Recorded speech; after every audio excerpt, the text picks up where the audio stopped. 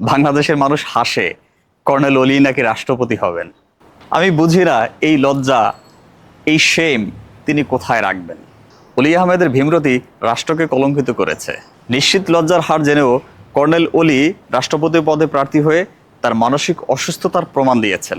আর যাতে কোনো কর্নেল অলি বাংলাদেশের মহান মুক্তিযুদ্ধকে কলঙ্কিত না করতে পারে, সেজন্য রাষ্ট্রের উদ্যোগ নেওয়া উচিত।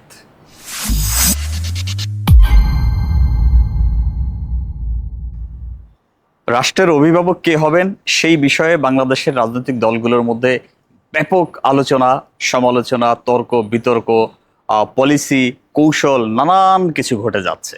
অথচ আমরা জানি বাংলাদেশের রাষ্ট্রপতি নির্বাচন যে প্রক্রিয়া বা পদ্ধতি বিদ্যমান রয়েছে, সেখানে সংসদে যারা মেজরিটি দল বা জোট আছেন তাদের কর্তৃক মনোনীত বা নির্ধারিত ব্যক্তি বাংলাদেশের রাষ্ট্রপতি নির্বাচিত হবেন। এটি অবধারিত, এটি নিয়ে গবেষণা করবার কোনো অবকাশ নেই। কিন্তু এই সময়ে জাতীয় সংসদের যে কথিত বিরোধী দল আছে, যাদেরকে আমি বলি যে যারা বাংলাদেশের জাতীয় সংসদের কলঙ্ক, ডিসগ্রেস, এই তারা অর্থাৎ জামাত এবং এনসিপি, এরা মিলে একজন বীর মুক্তিযোদ্ধা যিনি এই মুহূর্তে পথভ্রষ্ট, যার নৈতিক স্খলনের অভিযোগ রয়েছে, যিনি মুক্তিযোদ্ধা থেকে রাজাকারদের গ্রুপে গিয়ে নিজেকে স্বঘোষিত রাজাকার হিসেবে স্বীকৃত করেছেন, দাবি করেছেন, সেই কর্নেল অলি বীর বিক্রম তাকে মনোনীত করেছেন রাষ্ট্রপতি পদপ্রার্থী হিসেবে। নিশ্চিত হার জেনেও, অপমানজনক লজ্জাজনক হার জেনেও এই কর্নেল অলির মতো মানুষ এই বয়সে এসে তিনি তার সুনামের কফিনে শেষ পেরেকটি নিজেই পুঁতে নিলেন। বাংলাদেশের বর্তমান যে বিদ্যমান আইন আছে, যেটি আগেই বললাম, এটি যতক্ষণ পর্যন্ত না চেঞ্জ হবে ততক্ষণ পর্যন্ত মেজরিটি পার্টি বা জোটের বাইরে অন্য কোনো দল বা জোট থেকে মনোনীত ব্যক্তির রাষ্ট্রপতি হিসেবে নির্বাচিত হবার কোনো সুযোগ নেই। তাহলে এই কর্নেল অলি, যিনি একজন বীর মুক্তিযোদ্ধা, বীর বিক্রম খেতাবপ্রাপ্ত, তিনি জেনে শুনেও লজ্জার হার মাথায় নিয়ে কেন রাষ্ট্রপতি পদে প্রার্থী হলেন? এই প্রশ্ন আমাদের সকলের মনে ঘুরপাক খায়। অনেক মুক্তিযোদ্ধা বা অনেক বিশ্লেষক অনেকেই এটিকে খুব সহজভাবে বলে ফেলেছেন যে বৃদ্ধ বয়সে এসে ওনার ভীমরতি ধরেছে। আমার মুখ থেকে কর্নেল অলির মতো মানুষকে নিয়ে কোনো মন্তব্য করা ধৃষ্টতাপূর্ণ, এটি আমি করতে পারি না, এটি শোভা পায় না।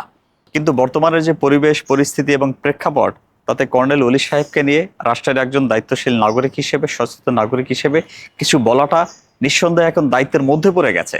শুধু আমার না, বাংলাদেশের সকল নাগরিকদের এখন কথা বলবার উপযুক্ত সময়। এ কথা বলতেই হবে, কারণ যে কর্নেল অলি সাহেব নিজের মুক্তিযোদ্ধা খেতাবকে বিসর্জন দিয়ে পদধূলিত করে সমস্ত মুক্তিযোদ্ধাদেরকে এবং মুক্তিযুদ্ধকে কলঙ্কিত করে রাজাকারদের ছায়ায় নিজের শ্যাডো নিয়েছেন, সেখানে সেই কর্নেল অলিকে নিয়ে যদি আমরা এখন কথা না বলি, তাহলে রাষ্ট্রের সাথে গাদ্দারি করা হয়। রাষ্ট্রকে বাঁচাতে, রাষ্ট্রের স্বার্থে, জাতির স্বার্থে নিঃসন্দেহে কর্নেল অলিদের মতো যারা পথচ্যুত, পথভ্রষ্ট, বিভ্রান্ত ব্যক্তিত্ব রয়েছেন, তারা মুক্তিযোদ্ধা হোক আর স্বয়ং ফেরেশতা হোক, তাদের নিয়ে কথা বলতে বাংলাদেশের মানুষের আর বুক কাঁপে না।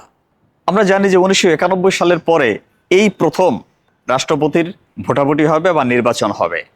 1991 সালে এরশাদ বিরোধী আন্দোলনের পর, এরশাদ সরকারের পতনের পরে বিএনপি যখন সরকার গঠন করলেন, সেই সময় বেগম খালেদা জিয়ার নেতৃত্বে প্রেসিডেন্সিয়াল ফরম্যাট থেকে পার্লামেন্টারি ফরম্যাটে আমাদের গভর্নমেন্টাল সিস্টেমকে পরিবর্তন করা হয়। ওই সময় আওয়ামী লীগ প্রেসিডেন্ট পদে একজন প্রার্থী দিয়েছিলেন, অন্যদিকে বিজয়ী দল বিএনপির প্রার্থী ছিলেন আব্দুর রহমান বিশ্বাস। সে সময় ভোটাভুটি হয় এবং অবধারিতভাবেই বিএনপি মনোনীত প্রার্থী রাষ্ট্রপতি পদে বিজয়ী হন এবং ওই সময় বাংলাদেশের রাষ্ট্রপতি ছিলেন। ঠিক এত বছর পরে এই 2026 সালে এসে জামাত এবং জামাতের বগল শিশু এনসিপি কর্তৃক মনোনীত পথভ্রষ্ট মুক্তিযোদ্ধাদের এই মুহূর্তে যিনি কলঙ্ক হিসেবে বিবেচিত হয়েছেন, সেই কর্নেল অলিকে রাষ্ট্রপতি পদে প্রার্থী করায় এই মুহূর্তে আবার নতুন করে রাষ্ট্রপতি পদের ভোট অনুষ্ঠিত হবে। আসছে 13ই আগস্ট নতুন রাষ্ট্রপতি নির্বাচিত হবেন নির্বাচন কমিশনের যে প্রচলিত পদ্ধতি বা সিস্টেম রয়েছে তার মধ্য দিয়ে। এখন কথা হলো যে এই ধরনের তামাশা, হটকারিতা, লজ্জাজনক পরিবেশ পরিস্থিতি আর কত কর্নেল অলিরা মুক্তিযুদ্ধের এই বাংলাদেশে উপহার দেবেন? এই বয়সে এসে যেখানে সকলের শ্রদ্ধার পাত্র হবার কথা ছিল, যেখানে স্যাক্রিফাইস করবার কথা ছিল, যেখানে জাতির স্বার্থে রাষ্ট্রের স্বার্থে তার নতুন বা অনন্য কোনো ভূমিকা প্রকাশ করবার কথা ছিল, অভিভাবক হিসেবে যার ভূমিকা রাখবার কথা ছিল, তিনি কেন জেনে শুনে তার লজ্জার হার মাথায় নিয়ে রাষ্ট্রপতি পদে প্রার্থী হলেন? আমার মনে প্রশ্ন, সবার মনে প্রশ্ন, আমরা সকলে কিন্তু এই প্রশ্ন করছি। আসলে ক্ষমতার লোভ এমন একটা জিনিস যে এটি বয়স বাধা মানে না। যে কোনো বয়সে এসেই ক্ষমতার লোভ কিন্তু আমাদেরকে চেপে ধরে বসতে পারে। তার জ্বলন্ত উদাহরণ হলেন এই কর্নেল অলি।